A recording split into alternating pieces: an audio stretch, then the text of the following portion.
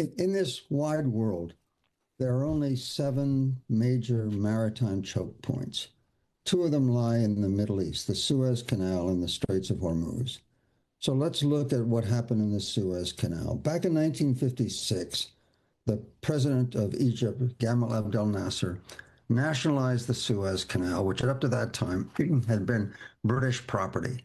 And the British government was so outraged under Sir Anthony Eden that they conspired with the French and the Israelis and mounted a major attack on Egypt. And in the first week of war, an armada of 6 French and British aircraft carriers seemed to be achieving almost total victory. They shot down about 100 Egyptian aircraft. They destroyed the Egyptian Air Force.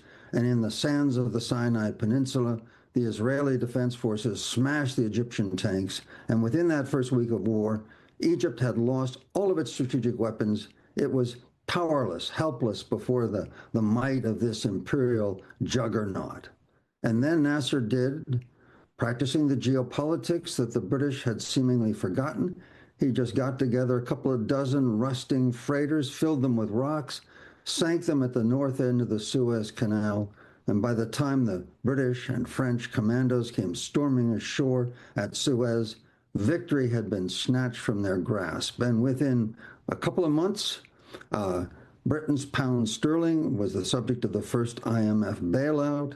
Britain's aura of imperial might, its majesty, had evaporated.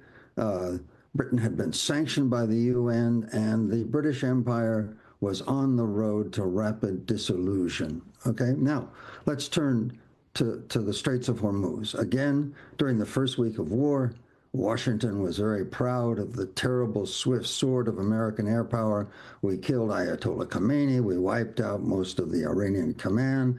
We seemed to have smashed their air defenses. Indeed, we did. We could operate unchecked across the whole of Iran. Iran seemed helpless beneath the might of our imperial juggernaut. And so Iran did a very simple thing. They used their very cheap $20,000 a copy Shahed drones, and they started striking at infrastructure on the south shore of the Persian Gulf.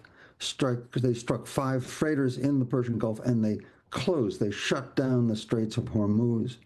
And when you think about it, there is no other place on the planet that is so absolutely central, so absolutely critical for the functioning of the entire global economy.